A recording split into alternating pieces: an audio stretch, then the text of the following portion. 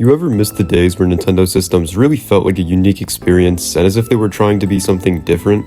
There were so many instances of Nintendo throwing in their signature Nintendo charm into all of their systems that they released mainly in the early to late 2000s.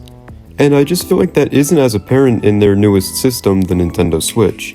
Don't get me wrong, I love the Switch and it's certainly a well-made console, but it's not a well-made Nintendo console. The Switch kinda just feels like Nintendo was trying to create the safest console of all time, taking absolutely zero risks with this thing's menu and aesthetic. And that's what I miss, Nintendo back when they would take risks. Remember when they released a system whose whole gimmick was being a fucking cube? Hell, the damn menu was a cube. If that's not innovation, I don't know what is. But seriously, booting up a system like the 3DS or the Wii just feels much more lively than booting up the Switch. I could stare at this Wii menu for hours. Something about the colorful graphics and the ambient background music that isn't exactly music is just so addicting to watch. I think I'd rather have a lobotomy than stare at the Nintendo Switch menu for more than 10 seconds. It just feels way too corporate to be a Nintendo product. One of the ways Nintendo threw some of their Nintendo charm into their old systems was through their menus, through a little practice I'd like to call pseudo-games. For example, the Wii had an application called the Weather Channel. The Weather Channel was obviously an application that would let you check the weather, and well, that doesn't really sound all that interesting. But what's fun about this channel is that Nintendo made such a mundane task of simply checking the weather feel like a game. The menu was all blue and white, and there was this globe you could spin around with the Wii's pointer, and it really just felt like Nintendo was trying to make something special. There was no reason for them to give the weather application this crazy interactive menu with such a futuristic space aesthetic, and a whole original soundtrack too, but they did. And that's what makes Nintendo in this era so special. And today, I want to take a look back at 4 different eras of Nintendo and check out their various pseudo-games that came with their respective systems. Starting off with my favorite of the 4. The Wii I feel like is the most Nintendo-feeling Nintendo console out there. They pulled out all the stops to make this thing the clear winner of the 7th generation of home consoles. Which, comparing these numbers to the sales of their last system, clearly they did something right. And this something was the approach they took to make the Wii not just a video game console, but an all-in-one family entertainment system. This approach to making the Wii more than a video game system is an amazing example of the blue ocean strategy. For several years, the video game industry had been locked into what can best be described as a red ocean, where the focus was on beating the competition and winning market share instead of making the best console possible. Gaming was also more of a smaller hobby before this time, mainly only being taken on by kids and teenagers. The blue ocean strategy, on the contrary, focused on creating new demand in places where there is none. Think of the gaming market as a pie.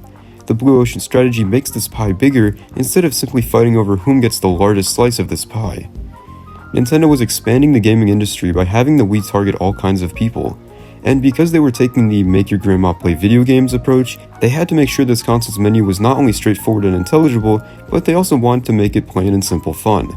And this came in the form of Wii channels, as Nintendo liked to call it. What these channels were are applications that each served a different purpose. They had channels for viewing the news, ordering food, watching television programs. There was so much things to be done with just your Wii's menu. And because of how charming these applications are made, it all feels like you were playing a game before even entering a disc, by simply clicking through the menu and using the apps on the system. One of the best examples of this was the Me channel. The Me channel was an application designed to let you create your own virtual characters and use them in the games you play. In this channel, you'd make the character and then you could use it to play baseball or, capture ghosts. Booting up this channel, you're met with a big white void filled with all of the characters you'd previously created. From here, you could do all sorts of things like move them, edit them, kill them, put them inside a Wii remote, all sorts of things. And using the actual character creation tool was just so fun and easy to use. I could sit around and make Me characters for hours. Even though it looks like such a simple character creation tool compared to the stuff we have now, somehow you could always make such an accurate depiction of any person with this thing. Meme making was so fun, in fact, that people literally turned it into an actual game, in the form of competitive meme maker speedruns. The Meme Maker was just such a great concept, and implementing it into the Wii was just genius.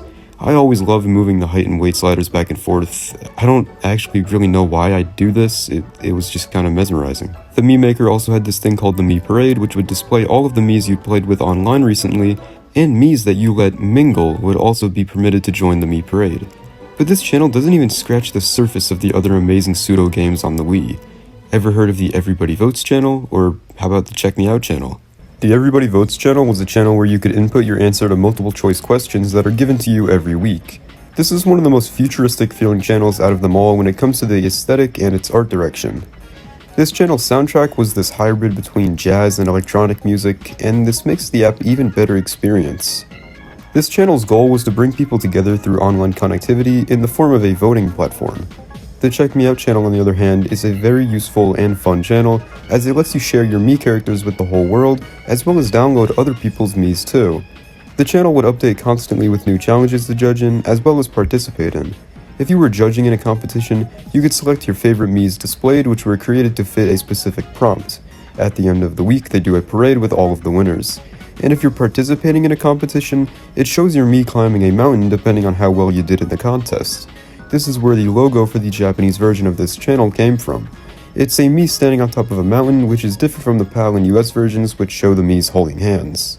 One last pseudo-game on the Wii was the Photo Channel. The Wii Photo Channel was the definition of stupid fun. Was it fun? Certainly, but it's the most mindless fun you'll ever have on this console. While the Photo Channel could potentially be useful in some cases, we all know everybody used it just to do stuff like this, and never touch it again. The Photo Channel surprisingly had a lot to do in it. You could do some simple stuff like make slideshows. This was a neat option for families trying to display photos to, maybe guests coming over for the night. I mean, back in 2006, there weren't many ways to access your photos on your TV, so the Wii Photo Channel was certainly a viable option. These slideshows could also be customized through the music and filters on the screen. I've always loved the different music tracks you could choose. You could also insert your own music if you had the track saved on your SD card in a compatible format, which usually didn't end in anything more than it. But overall, making slideshows was pretty fun. You could also edit your photos, which was the main function of this channel.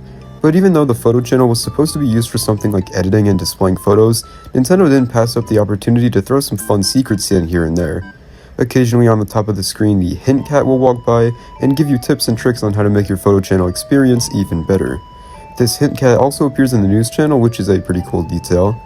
In the editing portion of the Photo Channel, you can do stuff like add filters to your photos, draw on them, even play games with them. First off, the filters, you can do stuff like change the brightness, invert the colors, and even do this. When you zap the image and stuff, the music in the background changes, kinda like when you get hit with a thunderbolt in Mario Kart. The second thing you can do is draw all over your photos. You can use a wide variety of colors, stickers, and whatever else they have for you. You can also cut different parts of the photo out and paste them, zoom in on the photo. It's pretty cool. I mean, being able to do stuff like this back in 2006 on your TV was pretty novel. The last edit option is to make a puzzle out of your photos, and while this is fun, I can't complete a puzzle for shit. You can choose a variety of piece amounts like 6, the level I can complete, 12, 24, and 48. But did you know that by pressing 1 you can unlock a secret amount of pieces? Is it 64, 100, 192? 192 pieces. How the fuck is anybody going to complete this? Especially with the Wii's pointer controls, because that's the main control scheme for this entire channel. Drawing is controlled by pointing at the screen, selecting options is controlled by pointing, it's all pointing. In fact, you could change the size of things like your brush when drawing by moving closer and further from the sensor bar. The last main feature on the Wii Photo Channel is to post your photos. You can post these photos to your Wii menu as well as the message board. Posting the photo to your message board is simple. It shows up on your board and you can view it there. But by posting a photo to your Wii menu, you can actually see the photo in the banner of the Photo Channel before you even open the app. How neat is that? This whole channel itself is pretty neat, and that's the best way I think I could describe the Wii and its relationship with Pseudo-Games. Simply neat. The Wii is so nostalgic nowadays for me and many others because of how unforgettable they made the system before you even considered entering a game disc in. It's pretty hard not to get sidetracked by the abundance of applications on this system that can provide just as much enjoyment as you can get from an actual game. You know, kind of because they were almost games in disguise as applications with actual practical purposes. It was all just so cool, and seeing how well the Wii did, Nintendo obviously carried this whole pseudo-game thing to their next systems. The DSi came shortly after the Wii in an attempt to revive the declining interest in the DS, which came out in 2004. The DSi came 5 years later in 2009, well after the Wii was established as a very successful system. With the DSi, it seemed like Nintendo was implementing a lot of elements from the Wii into this system. Most apparent, these changes were made to the menu. The DS had a menu, kind of. It had a clock, picto chat. This isn't really much of a menu. Sure, it gives you some helpful buttons to click like download, play, and their new chatting service, but this isn't nearly as useful as any of its successors' menus. The DSi menu, on the other hand, was just so cool to toy around with. On this menu, you would see icons for the system's built-in applications, and for any DS or DSi game card inserted into the card slot. Tapping these icons lets you play games, use applications, or enter system settings. As an added little bonus, you could also press the L or R shoulder buttons to enter the camera mode and take photos. You could also leave a self-taken photo on the top screen that'll sit there, such as a photo of your cat. This system has two different game-esque applications to mess around with. First, Nintendo DSi Sound was something we'd never seen before from a Nintendo system. On the main menu of Nintendo DSi Sound are 4 different options, including record and edit sound, play with your music, exit, and settings. The parakeet in the middle will say, in a distorted voice, various things that you had recorded prior. If you leave Nintendo DSi Sound untouched, the parakeet will say hello to you, which is pretty neat. This parakeet will also imitate you if you talk to it on the main menu.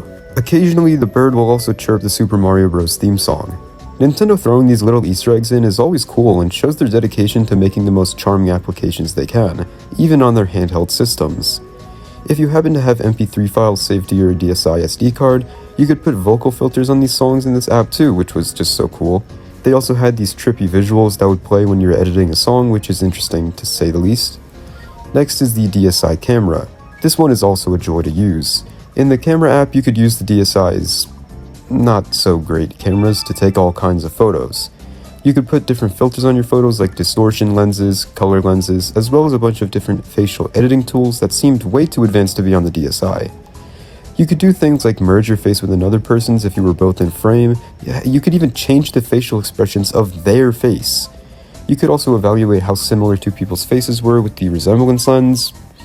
I don't even know, man. You could also send photos to social media off the DSi, which was pretty neat for its time.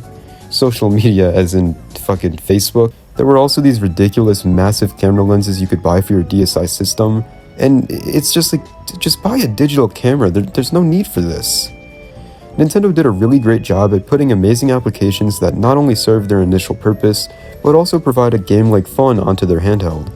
The DSi, as stated before, literally feels like the closest thing we'll get to a portable Wii. Nintendo's absolute genius way of making any experience on their consoles feel fun was just inescapable in this era, and this trend would follow into their next system to come, the Nintendo 3DS. I brought another content creator on today to explain the 3DS's relationship with Pseudo-Games. Hey guys, Chilisu here. I'm back on the Real Bubble channel. You know, Real Bubble fan favorite since the last video we did together. Anyway, let's get on with the 3DS Pseudo-Games. The 3DS has a menu which can only be described as bubbly to some degree. The 3DS menu's aesthetic is very hard to put a label on because of how out there and unique it really is. However, the aesthetic isn't the only thing that Nintendo has made better with this new handheld. There was an abundance of game-like applications on the system. Similarly to the Wii, it feels like anything you do on the 3DS feels like you're playing a game. Such as, I don't know, looking through your playtime in the game log or looking at your new notifications. Because of the amazing background music and nostalgic visuals they gave these applications, that's what I think makes these things feel like games. First, the 3DS got a new and improved Mii Maker with even more features than the Wii version. The first notable difference between these two versions is the visual department. The Wii Mii Maker took on a white design, while here it's the same but teal green. The customization functionality is still almost as fun to use as before, but I don't know, it's just something about using the pointer controls on the big screen to make your characters that was just so novel. Using the stylus and touchscreen, while cool and fun, still doesn't compare to the first time using the futuristic utopian technology of the Wii. However, on the 3DS Mii Maker you could also scan your face or a QR code to generate a Mii character. You'd simply aim the camera to your face and it would generate a Mii that looks something like the target face. Did it work most of the time? I mean, it was a good effort. On the 3DS Mii Maker's home screen, you could sort the Miis and they would be on different pages labeled by color. This Mii Maker feels even more charming and personable than the Wii's version, showing that they both shine in their own different ways. Another Mii-related service on the 3DS was the Street Pass Mii Plaza. And as much as I'd love to talk about this thing for hours, this does not qualify as a pseudo game in my opinion. A pseudo game, in my opinion, is an app that feels like a game, but it wasn't designed to exactly, be a game. Street Pass Mii Plaza is a minigame collection designed to be, games. So as great of an app as it is, it does not qualify to be discussed in this video. The 3DS camera app, however, was an application built into every system. Thanks to the 2 new outer cameras on the Nintendo 3DS, you could take pictures in 3D and view them using the 3D capabilities of the system. Due to only having a single inner camera, you can only take 2D photos of yourself. However, you can still edit your photos after taking them, and if you really desired, you could draw on them too. What really sucks about the 3DS camera app is that most of the editing features from the DSi and DSi XL's version of the camera were removed on the 3DS, which many people did not like, me included actually. I hated that they didn't add that back. This was an absolute devastation. What will we ever do without the resemblance lens? The last app I want to cover is Face Raiders, a tech demo preloaded into the 3DS system menu. Upon first launch, you are asked to take a picture of yourself by lining up your eyes and mouth on the displayed dots and line. After doing so, you're assigned an estimated age group, which seems really harsh and unnecessary, and then your face seemingly pops out of the screen. Your face is then placed inside of a helmet with a propeller, and then you are tasked with shooting an onslaught of floating heads. Does it look and seem really stupid? Certainly. It's things like this that show Nintendo cared. They could have just thrown you into the system with absolutely nothing to do. But no, they instead gave you apps like these to toy around with before you bought another game. Yes, I know most 3DS system bundles came with a game in the box, but shh. Did you know that the 3DS's internet browser, you could actually play a secret game of Brick Breaker? I did know that actually, but shh. If you tap the first 6 notes of the Super Mario Bros. Theme on any link on the screen, it'll turn that link into a stage of Icebreaker, which you can then play until it eventually gets boring.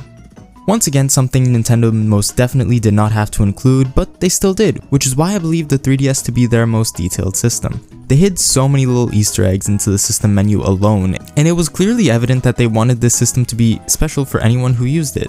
And that's the feeling I get when I use any of the pseudo-game applications they include on their systems. First it was with the forecast channel on the Wii, then it was with the DSi and 3DS sound apps, and luckily there's still one last console that Nintendo put this kind of effort into.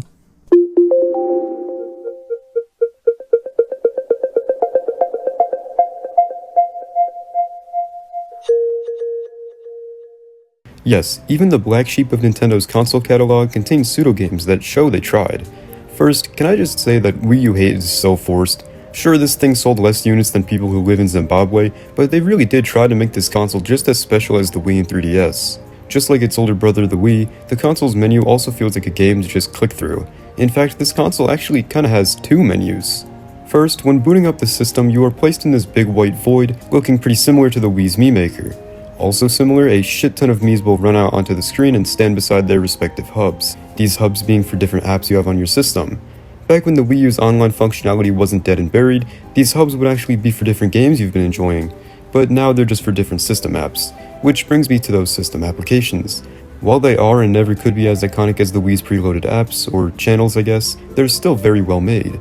If you ever used the Wii U internet browser, you'd know how cool that thing is. If you left the browser up for a minute or so, on the current screen, the Mii connected to your Nintendo Network account would pop up and start doing magic tricks.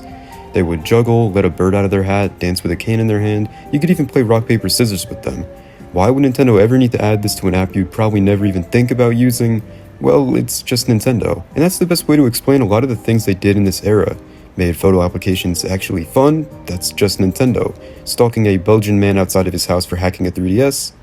That's just Nintendo. Another amazing game-like element Nintendo added to the Wii U was actually in the form of system data transfer animations. Both the Wii to Wii U and Wii U to Wii U transfer animations were just so cool. They used Pikmin and robot characters to show them transferring all your data across rocket ships to the different consoles and whatnot, and I mean, it's so much extra effort that they didn't need to put in for something like this. But that's what I loved about Nintendo in this era. They put effort into things that didn't really require it. Tell me why I'm getting more enjoyment out of viewing photos on my Wii than I am from playing Mario Kart. Either these apps were really good, or there's just something wrong with me. I'm starting to think it's the latter. I'm sure there's many other pseudo games that I didn't talk about in this video, but I simply chose the best ones to talk about here. Anyways, subscribe, goodbye.